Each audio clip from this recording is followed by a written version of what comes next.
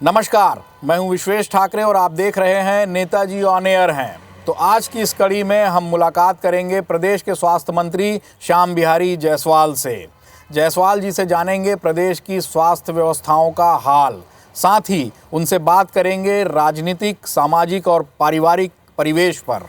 इसके साथ ही हम उनसे पूछेंगे कुछ तीखे सवाल। तो आइए मिलते हैं श्याम बिहारी जायसवाल जी से।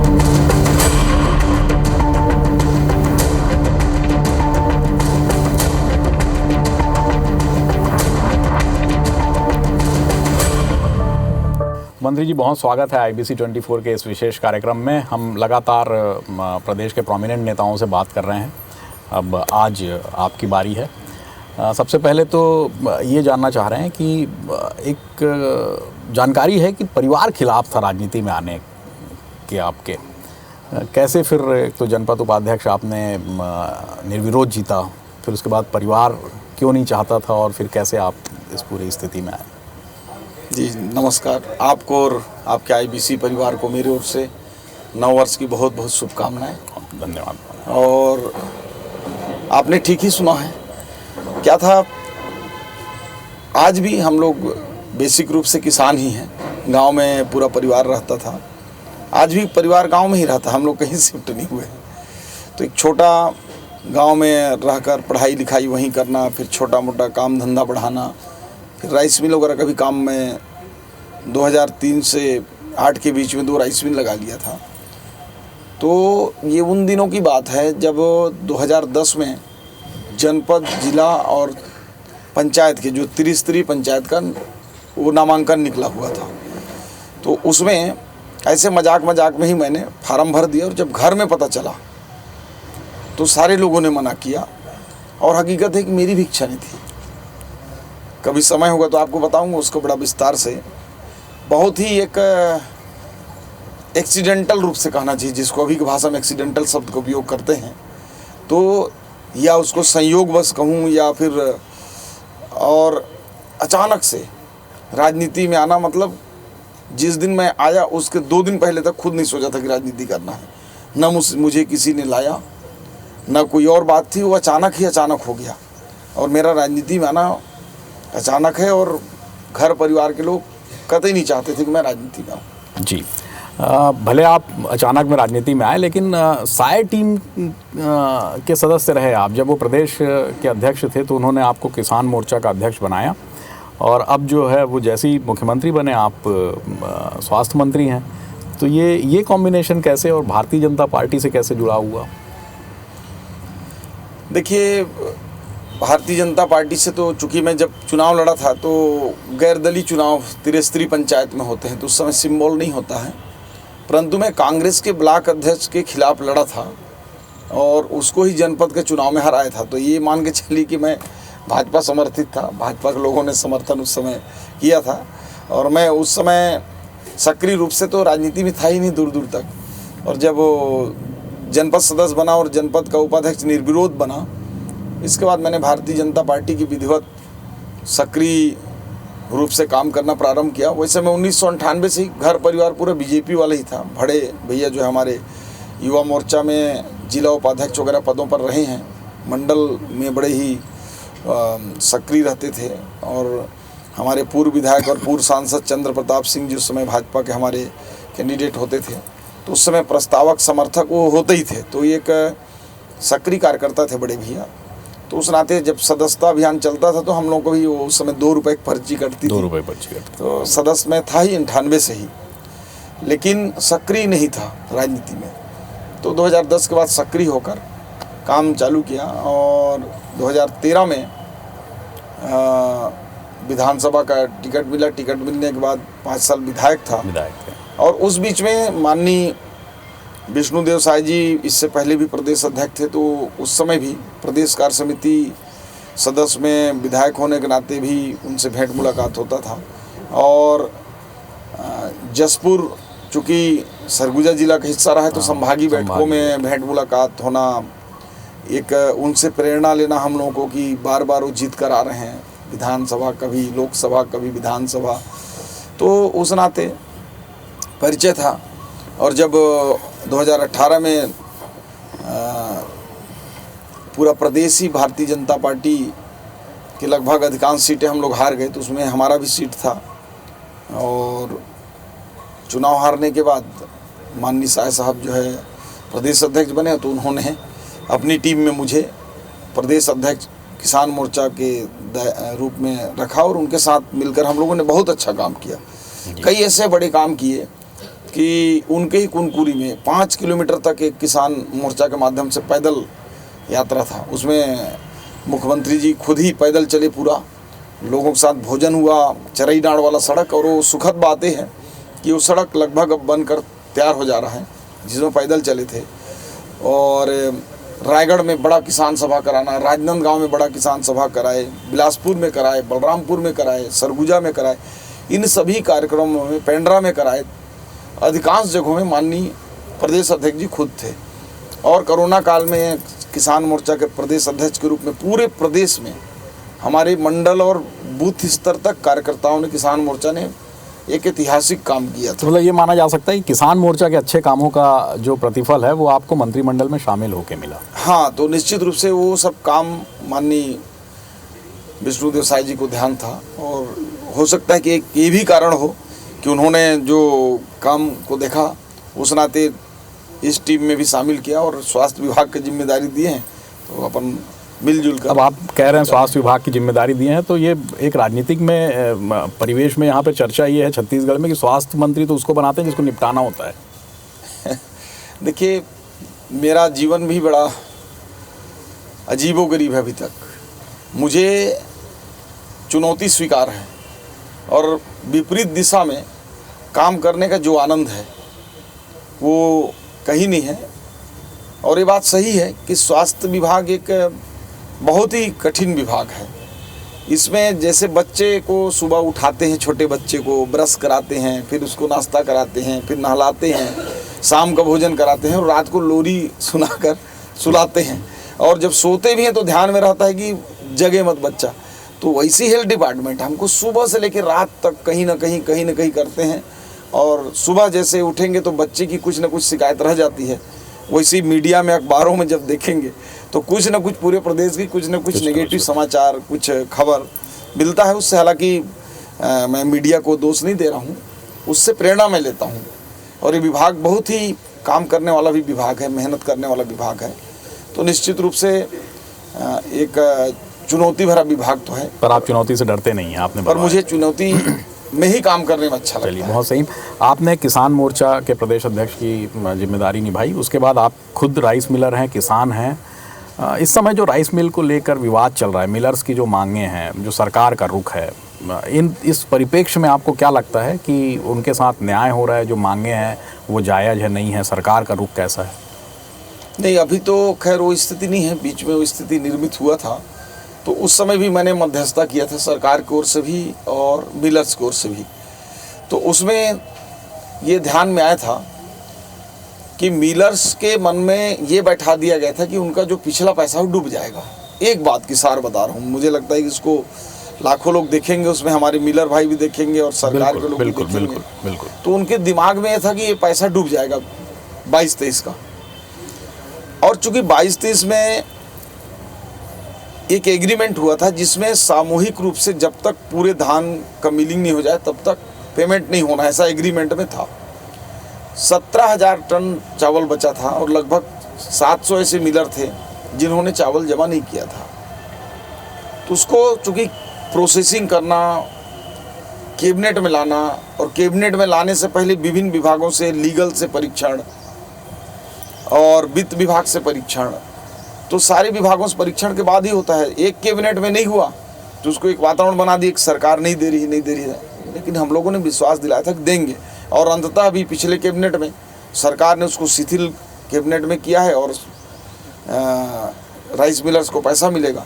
दूसरा एक चीज़ मैं और आपके माध्यम से जब आपने पूछ ही दिया है तो बताना चाहूँगा कि पिछले कांग्रेस गवर्नमेंट में जिस प्रकार से मिलरों को 3 साल तक केवल 40 रुपये दिया गया, अंतिम चौथे साल में बोला गया कि 120 देंगे। 120 में कांग्रेस 1 रुपया नहीं दी, 2 साल का पेमेंट छोड़कर भाग गई।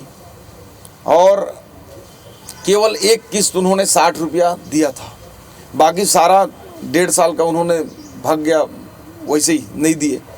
सरकार आते के साथ हमने उनका पिछला एक किस्त का पैसा दिया 21-22 का, फिर 22-23 का हमने एक किस्त दिया, अभी 23-24 का अंतिम 22-23 का अंतिम किस्त देने के लिए हमने कह दिया है, 23-24 का पहला किस्त देने को कह दिया है। उनकी ट्रांसपोर्टिंग कांग्रेस ने 3 साल से नहीं दिया था, चावल का परिवहन, धान का परिवहन, बोरे का पैसा, ऐसे लगभग 2,500 करोड़ रुपए जितना कांग्रेस, मैं दावे से कह सकता हूँ, मेरा बात को रिकॉर्ड कर लिया जाए कि जितना कांग्रेस ने 5 साल में राइस मिलर को पैसा नहीं दिया, उतना हम 1 साल में उनको दे रहे हैं। और चूँकि समझने का, ट्रांसपेरेंट काम करने का जब एक जुनून होता है, जब एक जीरो टॉलरेंस से काम करने की इच्छा शक्ति होती है, एक नया व्यवस्था बनता है तो हर जगह समाज में तकलीफ होता है। अपने किचन में ही अगर नई व्यवस्था आ जाए तो दिक्कत होती है। मतलब आप ये मानते हैं कि मिलर्स के लिए जो पॉलिसी है वो सही है?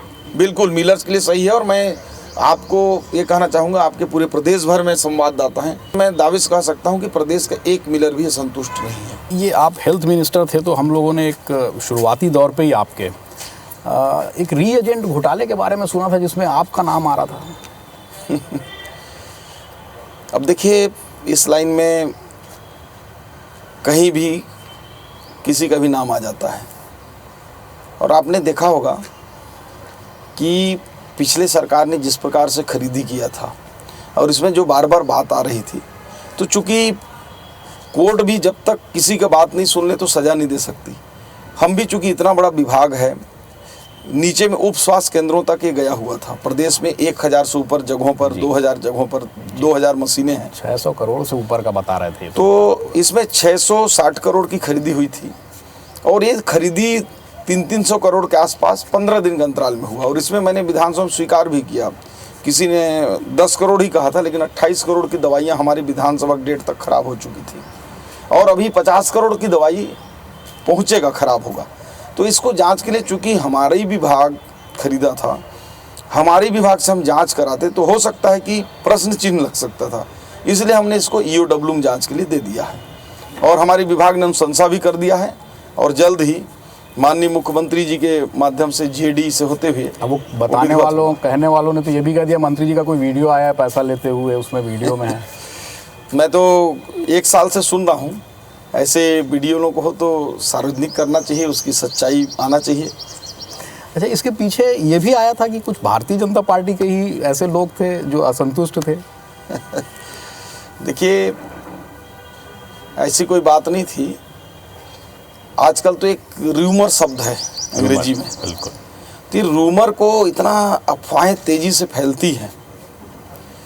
और आपको मैं ये भी बता दूं, जो काम करता है, जो मेहनत करता है, अच्छा काम करता है, लोग उससे ही परेशान रहते हैं। लेकिन हमको इन सब बातों की चिंता नहीं है। पार्टी में सिखाया जाता है कि चरैवेती चलते रहना है, हमको कछुए की चाल में चलना है, और पीछे मुड़ के देखना नहीं है। अच्छा, आपने पार्टी की बात कही, आने वाले समय में नगरीय निकाय चुनाव हैं, आपके यहाँ पर सभी जगह है, आपके यहाँ भी कांग्रेस के अध्यक्ष हैं जी। सबसे स्थिति तो ऑकवर्ड वहाँ पर है चिरमिरी में, वहाँ पे पूरे पार्षद आपके पूरे समय अध्यक्ष के साथ रहे, नेता प्रतिपक्ष के साथ नहीं रहे। उसके साथ कैसे आप सरगुजा में पूरी इस परिस्थिति को देखते हैं नगरीय निकाय चुनाव को लेकर? देखिए, चिरमिरी में नगर निगम है, और पिछले सरकार में किस प्रकार सरकार चला आप जान सकते हैं। तो हमारे 13 पार्षद थे और उनके 27 थे। हमारे 13 पार्षद कभी नहीं गए, 27 उनके रहे। और अंत में जब विधानसभा चुनाव आया तो सरकार जाने से पहले 2 पार्षद उनके हमारे यहाँ आ गए, 15। और जिस प्रकार से कांग्रेस में संघर्ष है, आपसी लड़ाई है, खींचातानी है, तो मुझे नहीं लगता कोई दिक्कत जाएगा। और हमारा संगठन अभी बहुत ही मजबूत है। पिछले 1 सालों में हम लोगों ने संगठन का जो संरचना है उसको सुदृढ़ किया है। इस बार सरगुजा की सभी नगरीय निकाय को जीतेंगे। सरोज पांडे ने लोकसभा चुनाव लड़ा, आपके क्षेत्र से पीछे थी। देखिए, हमारे क्षेत्र में पीछे रहने का कारण भारतीय जनता पार्टी नहीं था, ना कांग्रेस भी नहीं था। उसका जब हम लोगों ने एनालिसिस किया तो हमको जितने वोट मिले थे उससे कम वोट नहीं मिले हैं। कांग्रेस को जो वोट मिले थे वो अप्रत्याशित रूप से बढ़ गए। कारण ये था कि जो गोंडवाना के जो वोट थे, लगभग उनके जो 12-13 हज़ार वोट मेरे विधानसभा में हैं, वो 3,000 में आ गए। तो 10,000 वोट जो गोंडवाना के थे पूरे 100% कांग्रेस को शिफ्ट हो गए।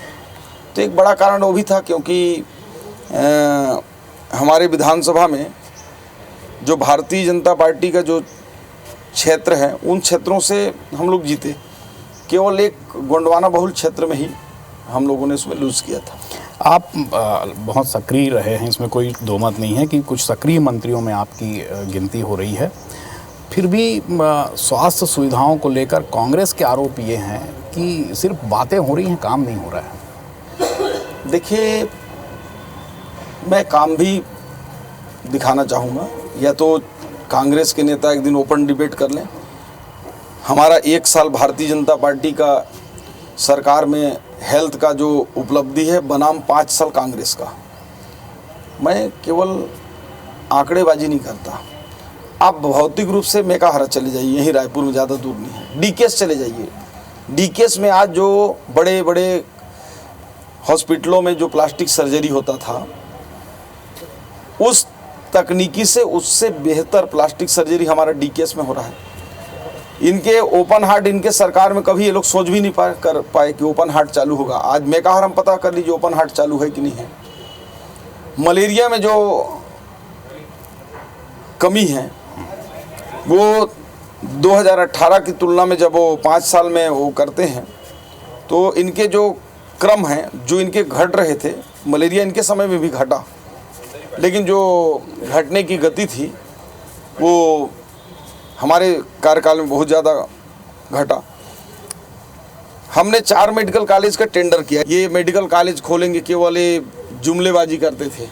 पेपरों में आता था कि इन्होंने घोषणा किया, इन्होंने ये किया। हमने 4 का बजट में लिया और उसका टेंडर भी करा दिया। 4 मेडिकल कॉलेज, यहाँ 232 करोड़ का 700 बेड का हॉस्पिटल हमने मेकाहारा में टेंडर करा दिया। 700 करोड़ रुपया का सिम्स जो 50 के दशक का है बिलासपुर, उसके लिए हमने दिया। खुद सरगुजा के माननीय स्वास्थ्य मंत्री सिंहदेव साहब थे, उनके ही मुख्यमंत्री ने पैसा नहीं दिया। वित्त मंत्री के रूप में भूपेश जी थे। 109 करोड़ की बिना अधूरा बिल्डिंग देख लीजिए, प्रमाण। तो आपने दिया अभी 109? हाँ, मैंने दे दिया। उसकी टेंडर प्रक्रिया चालू है, वो पूर्ण हो जाएगा और हमारी कार्यकाल में हॉस्पिटल चालू भी हो जाएगा। तो ये छोटे छोटे चीज़ों को मैं बताना चाहता हूँ कि नीचे में भी जो मितानिन हैं, 72,000 मितानिनों को हमने उनको डीबीटी कर दिया, एनएचएम से जोड़ दिया। कांग्रेस कभी सोच नहीं पाई कि वो नीचे का हेल्थ अमला वो वैसा होता है। हम तो उप स्वास्थ्य केंद्र को टारगेट करके चल रहे हैं। इनके नेता कभी नीचे तक सोचे ही नहीं। आज भी जांच करिए, साल भर हमारी सरकार की हो गई, हमने कम से कम हजारों करोड़ रुपए का दवाइयाँ और उपकरण जो है हमने बचाए। इन 1 साल में हमने खरीदी ही लगभग नहीं किया। अच्छा मंत्री जी, क्या कारण है कि अभी भी जो मेडिकल के स्टूडेंट्स जो पास आउट हो जाते हैं, जो डॉक्टर बन जाते हैं, वो सरकारी अस्पतालों में काम नहीं करना चाहते? आखिर क्या है, मतलब इसके पीछे राज क्या है, या इसके पीछे गलत व्यवस्था कहाँ पर है? देखिए, 1 साल में मैं जो समझ पाया, न तो डॉक्टर सरकारी हॉस्पिटल में काम करना चाहते, न तो मरीज जो है सरकारी हॉस्पिटल में इलाज करना चाहते। बिल्कुल। लेकिन इन 1 सालों में इस स्थिति को हमने बदलने का प्रयास किया है। सबसे पहला काम हमने किया कि सरकारी हॉस्पिटलों के प्रति लोगों का विश्वास जगे, और आज यही कारण है कि पूरे प्रदेश में जो आईपीडी और ओपीडी है 1.5 गुना बढ़ गई है 1 सालों में।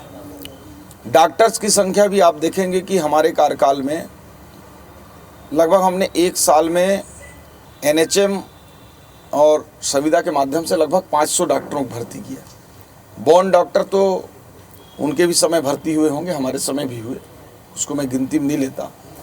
लगभग 1600 हेल्थ वर्कर हमने एनएचएम से भर्ती किया। और जो आयुष्मान कार्ड, हमने 29 लाख आयुष्मान कार्ड बनाया।